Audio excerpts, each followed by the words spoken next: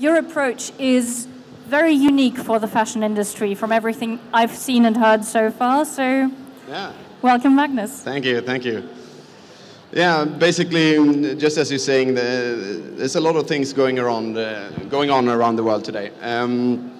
And yes, we have a completely different approach, but there's basically one reason due to it. I don't think we've ever seen a bigger difference ever between the generations that are coming out now. The generation Y and Z is the complete reason why Naked started. I'm one of the co-founders of Naked, has been basically responsible for 50% of the sales. One part is the business-to-business area, and the second part is all the collections and brands that we develop together with influencers. Yeah, we won some awards, which is fun.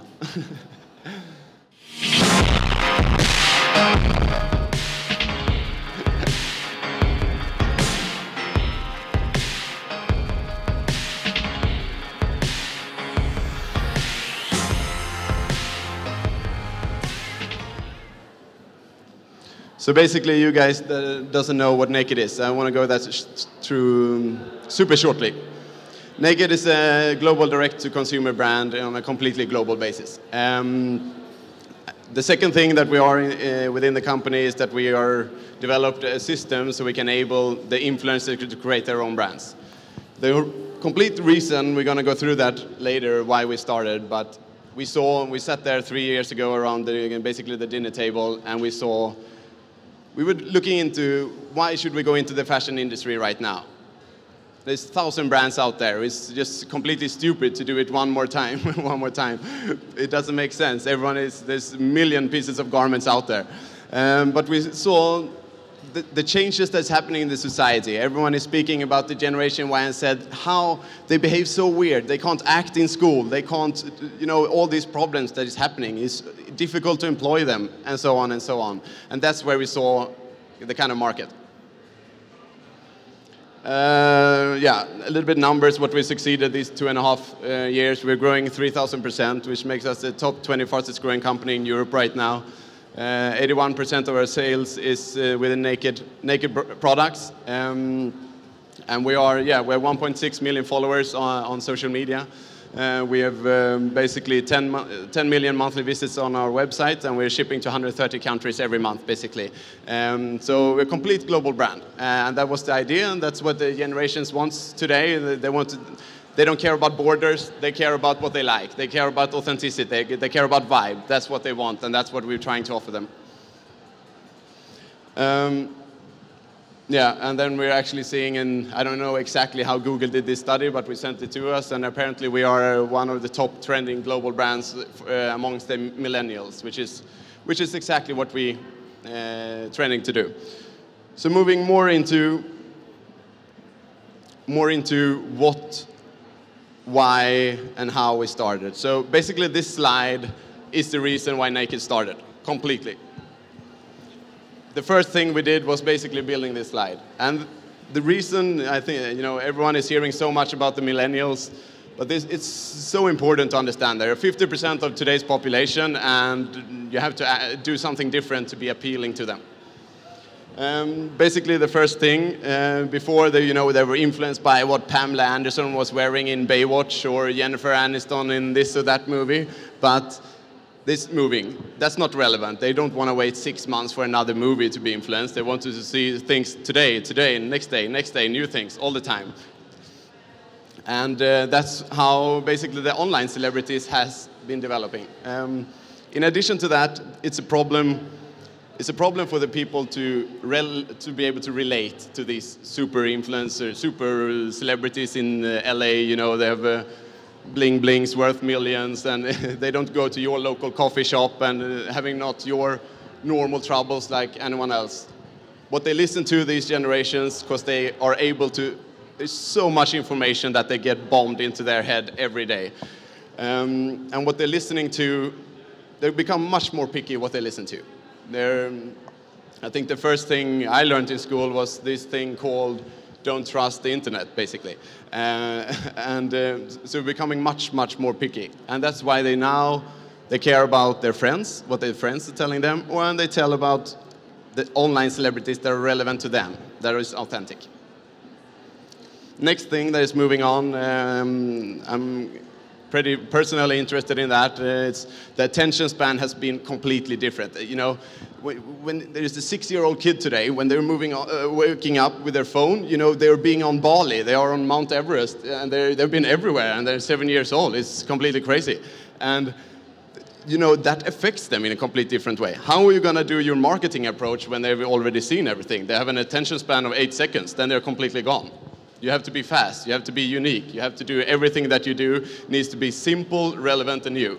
I think the most best example of that is Uber. There's not this easier app in the world. You open the app and then all of a sudden someone comes and then you sit in the car and then you walk out of the car. You don't even know that you've paid. That is the most simple app in the world. And that's what you need. How do you make the shopping experience into something similar to that? Next thing, and in addition to that, you know, we're seeing in Sweden especially, and I think in the US as well, the kids at school, I don't think there's never been more subscriptions for ADHD diagnoses around the world. Today, I don't know exactly how it is in Germany, but in Sweden, it's some schools, kids have 50% of the kids has a brain damage, but no, they are just, you know, if they're being on Bali in the morning and Mount Everest and wakeboarding or something and then going to school and trying to ride an elephant for 1 hour, that's not, of course, you get, you know, you want to move. So you need, you know, they have a short attention span. You need to be relevant. You need to be relevant. Next thing, in the old generations, the old generation actually spoke a lot to each other. Then we moved on, started just texting to each other, and then we moved on to just communicating with images and videos. So what do we need to do with Naked? Yes, all of our communication, video, movies, everywhere. And of course, they have an 8-second attention span. So is it long videos of 1 hour? No, short, snappy, intense. Next thing, which is super interesting, you know, these customers, it's so hard to reach them. You can't just put up a banner anymore on a bus stop and say, hey, we have a new campaign. It's not relevant. They don't care about this supermodel that is standing there and being super pretty. They need to something that is completely relevant for them. They use ad blockers, and the only thing they're looking for is authenticity, authenticity, authenticity, and what is relevant for them, what is true and genuine. A good example of that, I'm going to jump to this slide, is basically, we've done these tests, and what we're seeing at Naked, you see 6 pictures here. And this is posts that we have done on our Instagram channel, and basically, which ones are the ones that is engaging? Which does people, you know, what do they like? What are they actually engaging with? Yes, obviously, the ones that they hate the most is the one with Naked. Yeah, Naked. I don't want it to be pushed brand in my face, you know, I want to just enjoy my Instagram moment here. Next thing, yes, this model has probably makeup for makeup for like an hour. That's not relevant for them because they can't do that themselves to have a makeup school in their on them every morning. That's not relevant. Next thing, yeah, it's a cool picture, but you can, when you have it on your phone, it's very clear that this is a, you know, made with a super photo team with a camera worth thousands and thousands of dollars, and that's why it's not real. It's not real. They see through this. This is something is made up. But then you see what is real. Yes, it's these 3 pictures that are taken with an iPhone 6 and these pixels, and it's this small. You see, this is actually something I can do. This is something relevant for me. This is people that are speaking my language and is doing something that I can do myself, which is quite interesting. Just jumping back super fast, and yeah, and at last, yeah, we spoke before. It was all about how we engaged them was to act on deals. You know, we had 25% off. Now it's sale here, and that's what they're acting on. But what we're seeing on our website that gives me a headache every day is that when we go on a mid-season sale, we don't even see a bump in our sales. We had the exact same sale this summer as when we went on mid-season sale as the day before. Because the generations, they care about, if they like the product, they buy it. If they don't like the product, oh, it's 30% off, congratulations. I have a billion choices to choose from. this is not relevant. It hasn't created the story. I have not engaging with this product. Yeah, and that's obviously an overstock problem for us, but it's also very interesting. So if you are spot on, it's no problem to sell full price products if you say so.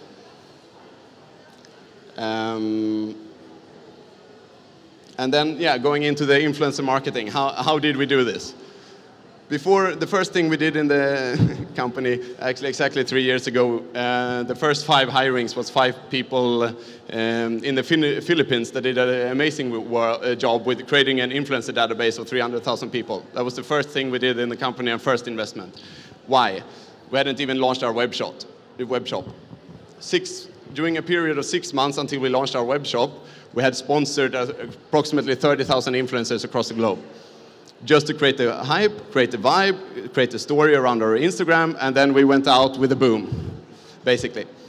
And now, how do we conduct our influencer marketing? Yes, it's a magic word. It can sound very fancy and very high-tech, but it's not so high-tech. This is normal girls that is that's treated like celebrities. They are today's celebrities out there.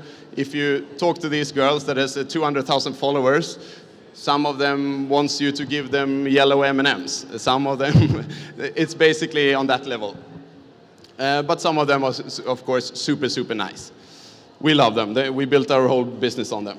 So what we're doing is, the influencer database is obviously a bit bigger today, but we're seeing, first step is we're searching in the influencer database. Where do we want to push it? Yes. We're looking for girls with more than 80% of women followership. They have an engagement rate over X%. They are having more than these many followers, and the followers are in these markets. Yes, so that's how we select them. Next part is to negotiate with them. We're a team of 40 people just negotiating with these girls every day. Negotiating, and we're just giving out products. We're just sending them products to create the content around the brand and create the hype. Next part is obviously to control if they're posting, and this thing, basically what we see, this is what creates the ripples on the water effect. So they post, either it creates followers to our Instagram, or it just creates content that we can use through our channels. As I said before, we don't want to push the content of the model pictures because it's not relevant for our users. We want to use our influencers' pictures because that's more relevant and it's more clear, unique. Our complete goal that we want to launch this fall is that we don't even use influencer pictures. We just want to use the customers' pictures because that's even more relevant and even more true. But there's some challenges with that, of course, with this little law that came in the 25th of May.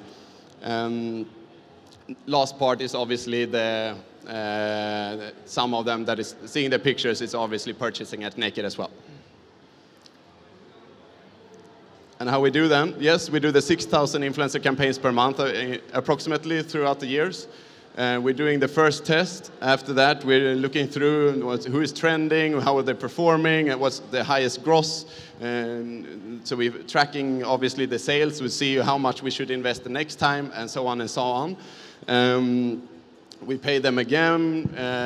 We see who did we get the return of investment for and who didn't we. Okay, we skip these ones. We focus on these ones. And then the next part is basically to sign them for a collection. Because what's happening in the future? Yes, everyone is asking about that.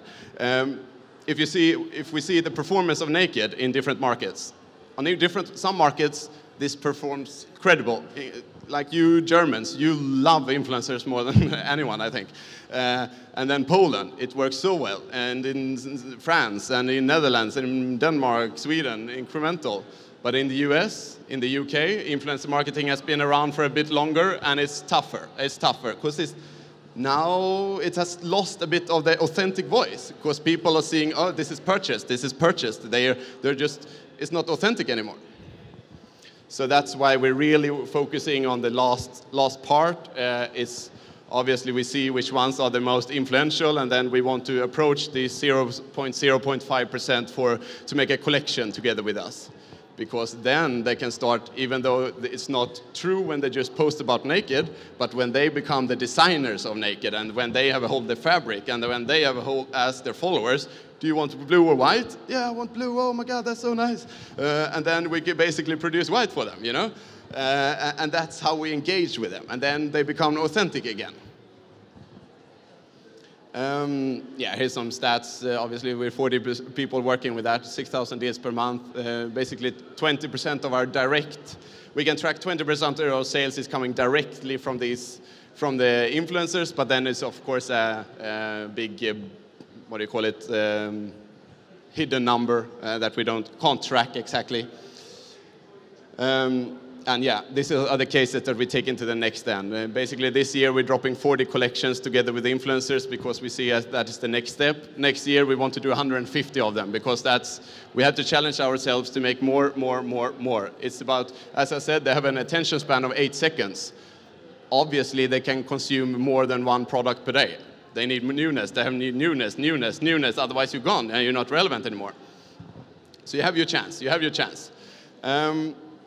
And then, yeah, basically, yeah, 30% of our sales today is coming directly from these collections because we see, you know, here we can build the hype. We can do in the retail stores. This is how we can come, you know, we love when they're standing in line, you know, lines creates lines, and we can create this kind of concept that we had many years ago when I wasn't even born. People were waiting there for the, I don't know, Michael Jordan shoes or something.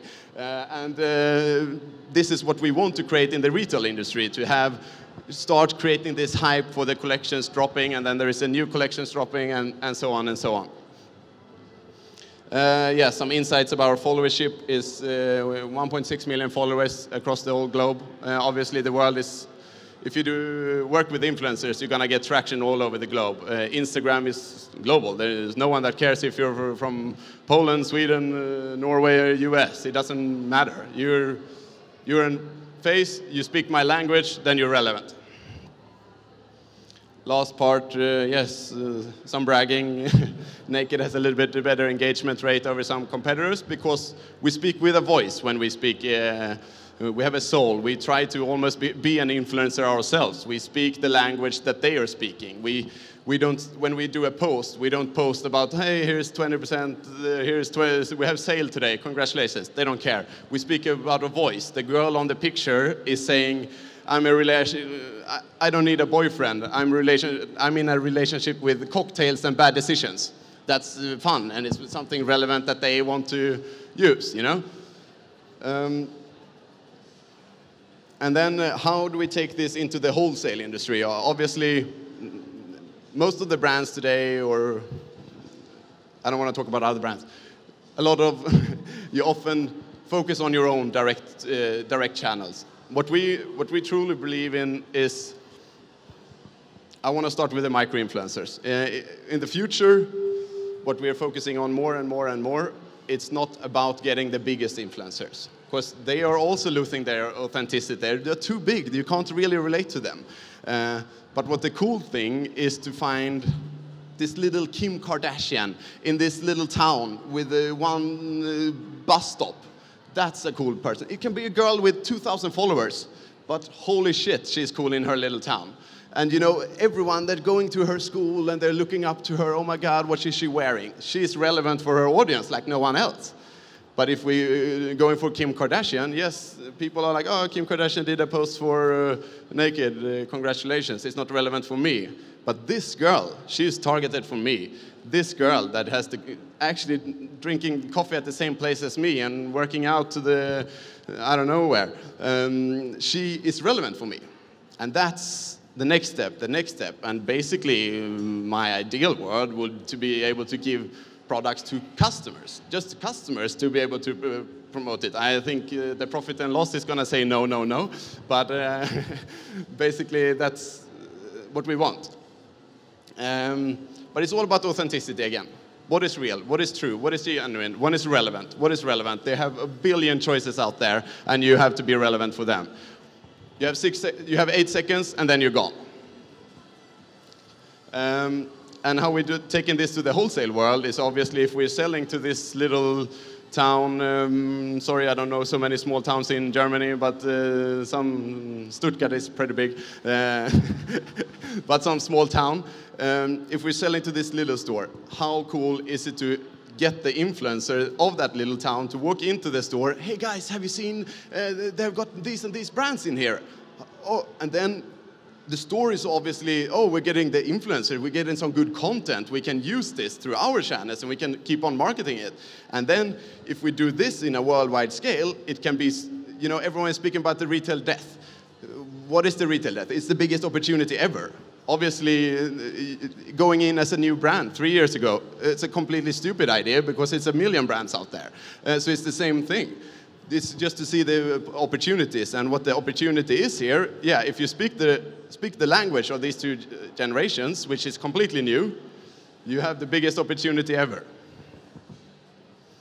We've gone through this a little bit, but obviously what we are focusing on in another part in our wholesale model is arranging bigger events as well with the vloggers. We're having, you know, girls love events. They want to eat the cupcakes that are branded and something. And they want to take this picture with the little flower wall. Oh my God, that's nice. Everyone wants to see this. And they want to drink this smoothie that is, has every color in itself.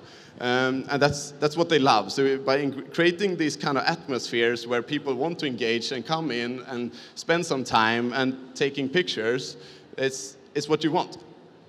And what we're trying to do, what we've done now approximately 15, 20 times, which has been very successful, and both for us, but also for the stores, is to get them in to do this kind of, you know, we get 25 bloggers of the little town going in there, they're doing their posts, and they're engaging with their audience, talking, oh my God, this is actually happening in our little store, fantastic, isn't it? And then they are people, the younger audience, then the next day, they see a new flow of girls that is 15 years old. And the 15-year-old girls with 100 followers is also going into the store and starting to post and talk with her friends and talking with her friends. There was this one event that we had. We had created a kind of Snapchat filters. We saw exactly how many people that used our Snapchat filter in a specific area. It was just, if you went into an area that was 50 times 50 meters big, you could use our Snapchat filter. And we saw during 2 weeks, there was 2,300 people that had used our Snapchat filter, and this had been spread to 220,000 people in this area. And obviously, this is just small girls, or not small girls, girls with a small following that is talking to their audience. And it's their friends. They're being true and genuine. And that's what you need to create, the kind of atmosphere so they want to share this. Obviously, one thing is as well the collections that we're doing. It's not only we're doing it with the girls with the bigger followership. It's the same. We need to be the localized. We need to be the real. We need to be authentic and be relevant for that audience and obviously, to make it the biggest boom we ever can in that audience that is relevant for them. But I think the last bullet is we're trying to rearrange completely naked. We don't like that we use model pictures on our naked.com. I think in the 6 months time, or not the in 6 months time, you will be able to choose, do you want to see model pictures, do you want to see influencers pictures, or do you want to see customers pictures? Because that's more relevant. And then I think our goal is to, in 1.5 years, we don't have a single photo shoot, we only have influencers and customers pictures that is so more true and genuine. And if we see on our Instagram channels, that's what's relevant, that's what's talking to them in a relevant way. But yeah, that's one part that we need to kind of move into. And how do you do that in the store? Yeah, you have to make them engage. What is fun in your store? Why you should ask the question, why should the people that goes into your store, what's the experience? They're looking for experience. It's all about social shopping. Online, you can never do social shopping. Yes, we're trying to here and this and that way, but it's never going to be as social as when you come with your girlfriend hand in hand and talk bullshit about boyfriend or something. That's social, and that's how you can kind of engage. Yeah, some examples here. This is how we want to create the soul of Naked. We want to create the vibe. That's what's important. It's not about the product. It's about the story. It's about the soul in the pieces.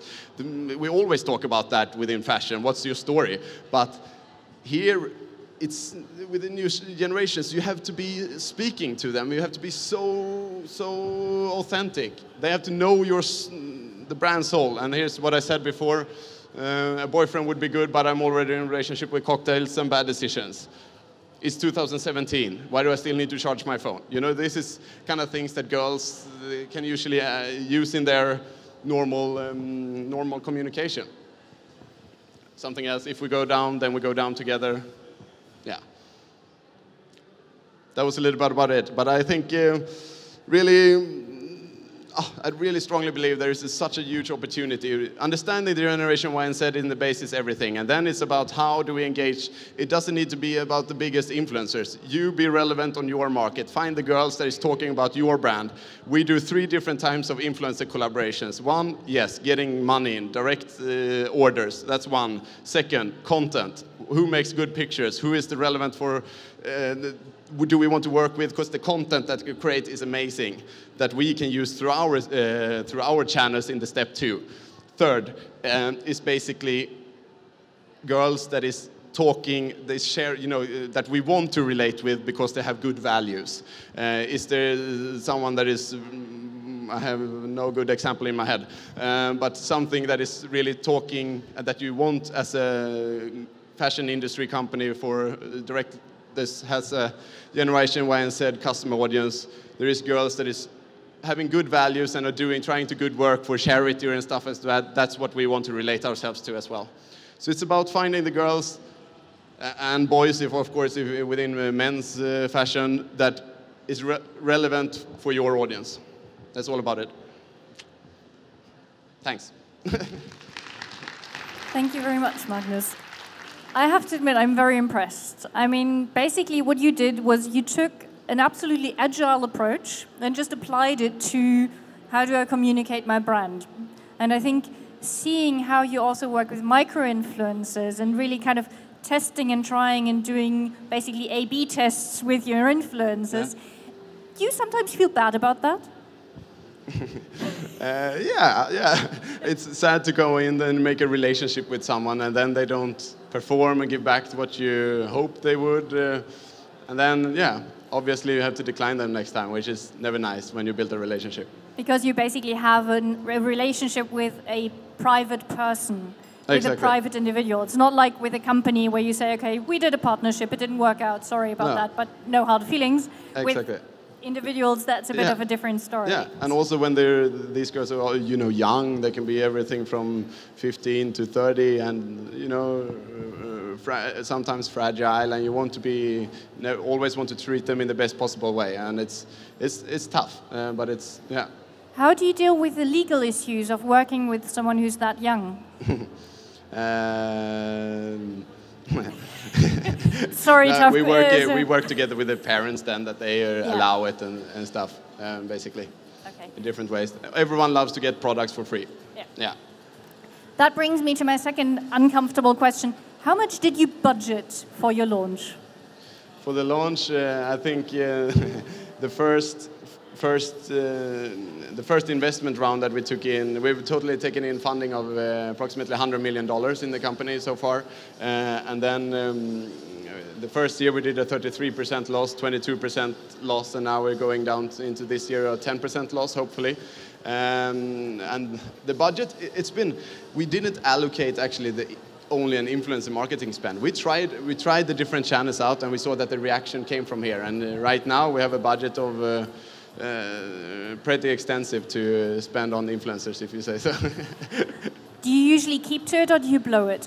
Sorry? Do you usually stick to the budget or do you blow it? I always blow it. Yeah. But also on the top line. Okay. Yeah. Very good. Do we have questions from the audience?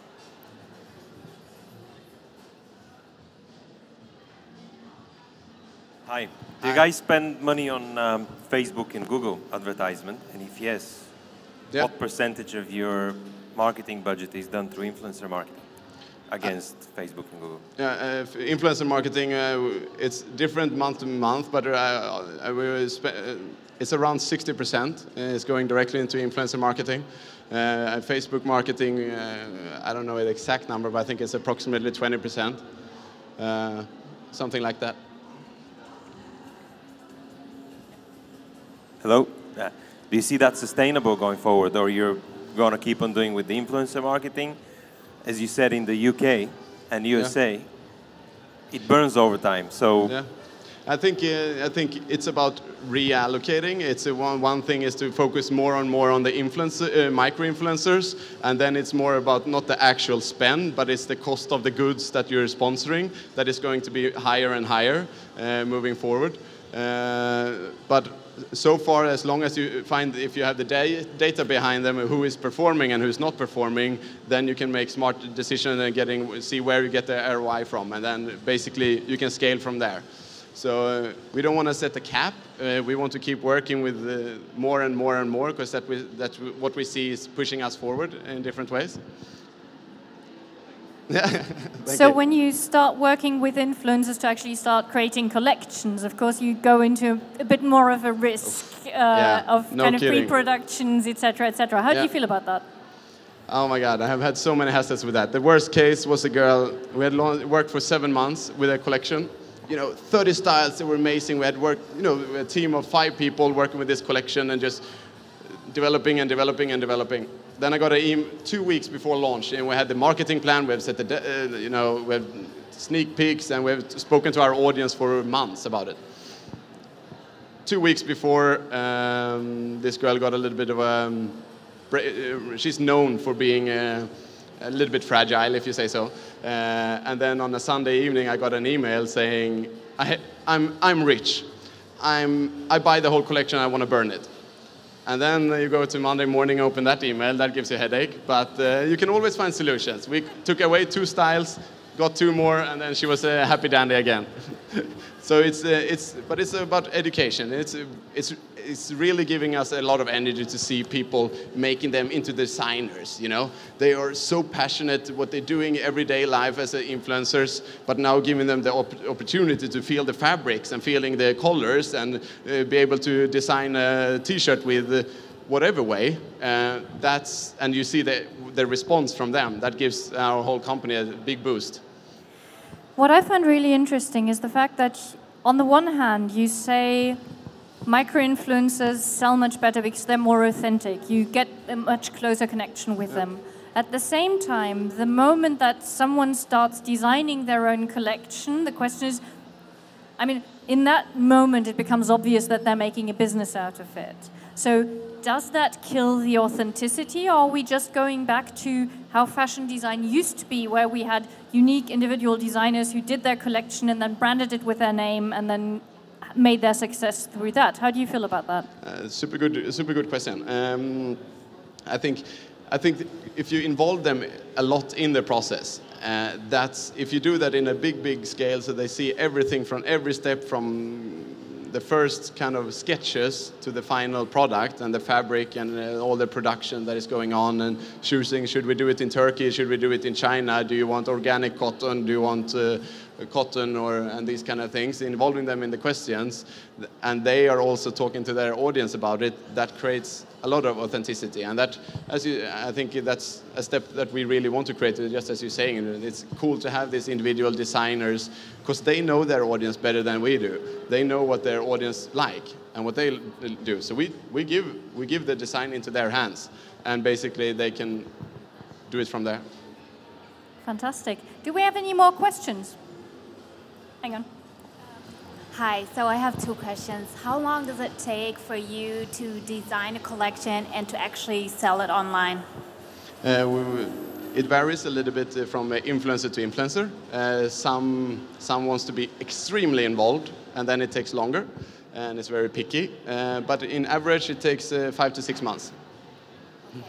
But it's a lot, because some influencers we have in Australia, and then you have to send the first samples coming to us, and the samples going to them, and it's a week here and week there. So sometimes it takes a bit longer. Okay. Second question would be, how do you track how successful a campaign is? Especially when you work with micro-influencers, not everybody gets a code, right? So how do you track if they're successful or not? Super good question. It's a super big challenge, really big challenge. With the codes, obviously it's easy. You see exactly how much they brought in. Some part we see in the Instagram stories is very, very powerful for us. We see the stats from how much kind of the swipe ups is generating. So that's one part of it. We are measuring them with, of course, followers and engagement rates and stuff like this, but it's never precise. It's a big, big X factor still. But with the micro-influencers that we don't pay, we're not that picky. And we have the luxury to not being that super picky and just demanding that this influence is going to bring this much. But the ones that we pay, bigger amounts, there we need to track them with codes to see if we get the return of investment. Thanks. Okay, so I think we'll say thank you to Magnus. Yeah. Thank you very much for that talk, because it's been very exciting for me to also get an idea of some of the bigger numbers and everything. We'll now have a talk on an approach that goes more into the basics. Yeah. But please do stick around if you don't Yeah. mind, and maybe we can have a chat together with the others in a minute. Yeah, sure. So thank you once again. Yeah, thank you.